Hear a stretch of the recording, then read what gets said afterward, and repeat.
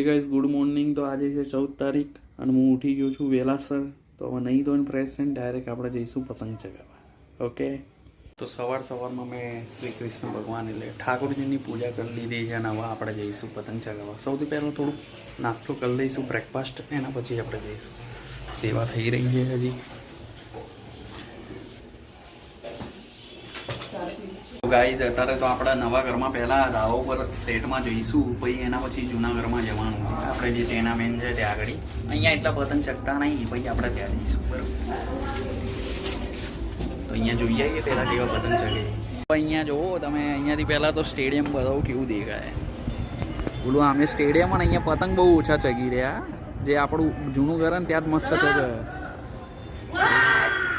Finally આવી ગયો છે પતંગ. પકડ્યો જ છે ભાઈ, પકડ્યો છે. જો મેં ચગાવી લીધો એકદમ પકડેલો પતંગ, બહુ લોટમાં હતો. દેખાય આ પિંક બસ એ રહ્યો જ છે. આરો આંખ ઉપર આવી રહ્યો ને એટલે ચગાવવાની મજા નહીં આવી રહી, સાચું કહું તો. અને અહીંયાથી વ્યૂ બતાવું તમને. ચગાવજે, પકડીને જ રાખજે હો. યે તો ગાઈઝ હવે આપણે જૂના ઘરે જઈશું. એના પહેલાં હવેલીના દર્શન કરી લઈશું આપણે શ્રી કૃષ્ણ ભગવાનના, કેમ કે આજે ખીચડો હોય એટલા માટે. હાય, વોટ્સ ગોઈંગ ઓન? શું જોવે છે તું? તો બસ હવેલીના દર્શન કરી આવીશું આપણે પહેલાં. અને મહેરબાની કરીને ઉત્તરાયણમાં નીકળો તો થોડીક સેફટી સાથે નીકળજો. આગળ ઓલો તાર લગાવી દેજો અને હેલ્મેટ પહેરીને નીકળજો. નગર છે ને ગળું ખતમ એમ થઈ જશું.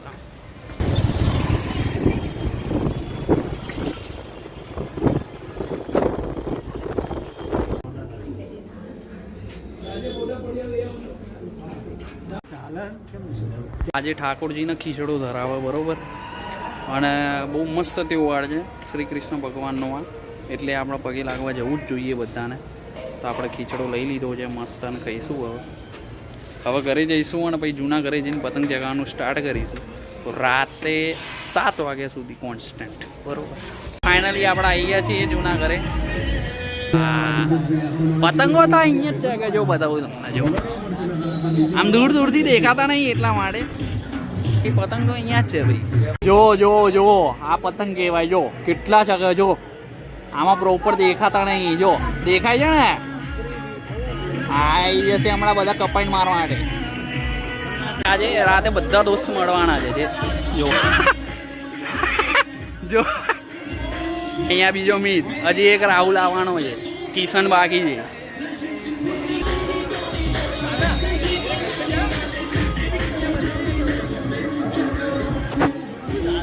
ગાઈસ હવે હું તમને બતાવું પેચા છો. ચગે ઉપરથી ચગે. સો ગાઈસ મને નંબર છે એટલે મેં 2 ચશ્મા પહેર્યા છે. પણ આમ લાગે ના હો જે હોય એવું. સામેથી ના લાગે, પાછળથી લાગે. સો ગાઈસ તમારા નંબરના ચશ્મા હોય તમારે ટેન્શન લેવાની જરૂર જ નહીં. આવી રીતે જુગાડ કરી દેવાનો છે. આમ બંને ફ્રેમ આમ સેટ કરી દેવાની અને એમાં ટેપ મારી દેવાની છે અને પછી પહેર લેવાના છે. હું પહેરીને બતાવું તમને.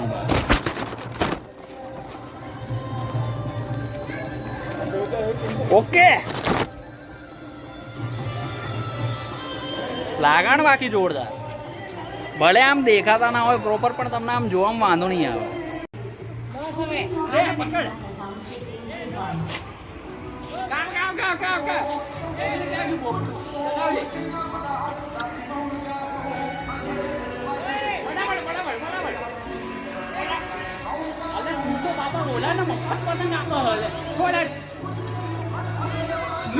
આટલું ગુચ્છું કઈ નાખી ચગાવતા ચગાવતા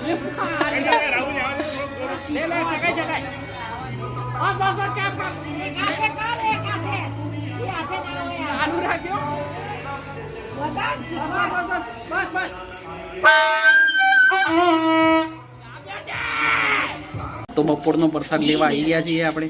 તમે જુઓ આપણે કૃષ્ણ ભગવાનને કેવા સજાયા છે. જો ખીચડો ધરાયો છે આપણે. સો ગાઈસ હવે બપોરનો આપણે પ્રસાદ લઈ લઈશું. થોડું ટીવી જોતા જોતા.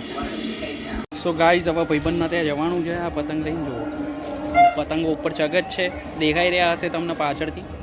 ત્યાં જવાનું છે અને ઉપર પતંગો ચગી જ રહ્યા છે. ઢગલો એક પતંગના મસ્ત નવી ફિરકી લીધેલી. ઓકે, આ ચશ્મા જુગાડું ચશ્મા કર્યા અમે. નંબરના ચશ્મા ઉપર ચશ્મા કરેલા છે. તો ગાઈઝ અમારા હેન્ડલોને પહેલી વખત આવડ્યું છે ચગાવતા, તમે જોઈ શકો.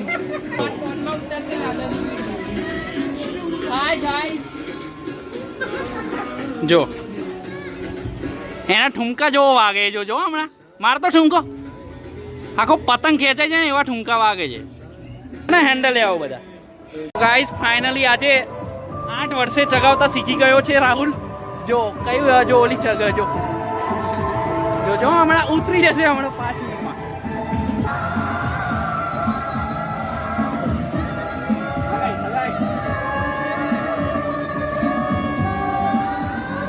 આવું બતાવું તમને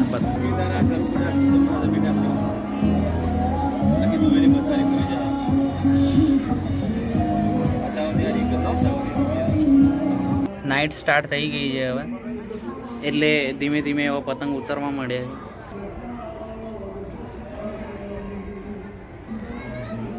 ઓલું સામે ભાઈબંધનું ધાબુ હતું.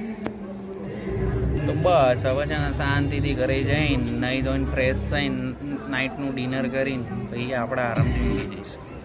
ઓકે સો ગાઈઝ હવે હું નહીં ધોઈને ફ્રેશ થઈ ગયો છું ને હવે કૃષ્ણ ભગવાનને બતાવી દઉં તમને. શ્રી કૃષ્ણ ભગવાનની હવે સેવા થશે થોડી ટાઈમમાં. સૌથી પહેલાં હું બહાર પિઝા જઈને લઈ આવીશ. પિઝાની ઈચ્છા થઈ જાય એટલે બરાબર પછી ખાવાનું થશે ડિનર. ઓકે સો ગાઈઝ હવે અહીંયા અમે પિઝા લેવા આવી ગયા છીએ. તમે બસ હવે અહીંયાથી પિઝા લઈને આપણે ઘરે જઈશું અને ખાઈશું, મોજ કરીશું. સો ગાઈઝ હજી પિઝા બન્યા હતા એટલે અમે અહીંયા ફરાળી વસ્તુ લેવા આવ્યા છીએ. 11 છે એટલે બરોબર. અહીંયા પ્રફુલમાં બધું ફરાળી મળે છે. સો ગાઈઝ લઈ લીધું છે મેં. હવે આપણે પિઝા લેવા જઈશું. એ પણ રેડી થઈ ગયા છે. અહીંયા ટ્રાફિક જુઓ. હજી મોદી અહીંયા છે ને ડિવાઈડર બનાવવાનો છે એટલે આનથી ડબલ ભીડ થવાની. ગાઈઝ હવે હું આવી ગયો છું પિઝા લેવા. આવી ગઈ છે મારી બેન. પિઝા આ ગયા હે. હવે ઘરે જઈને ખાવાનું. સો ગાઈઝ હવે અમે ભગવાનનો પ્રસાદ ધરાવી દીધો છે. તમે જોઈ શકો છો. આ અમારા ઠાકોરજી પહેલાં ખાશે પછી અમે પ્રસાદ લઈશું એના પહેલાં. બરોબર.